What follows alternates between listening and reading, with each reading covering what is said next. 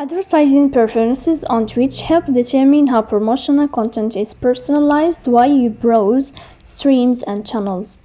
When ad tracking settings stop working properly, you might notice preferences not saving, unexpected ad behavior, or issues managing privacy controls. So let's go to see how to fix ad tracking on Twitch app. First thing you have to do is to go to Twitch. In this page, you will go to the sign of profile, so you will tap on your profile here. In this window of your profile, you will move to settings. You will go to settings.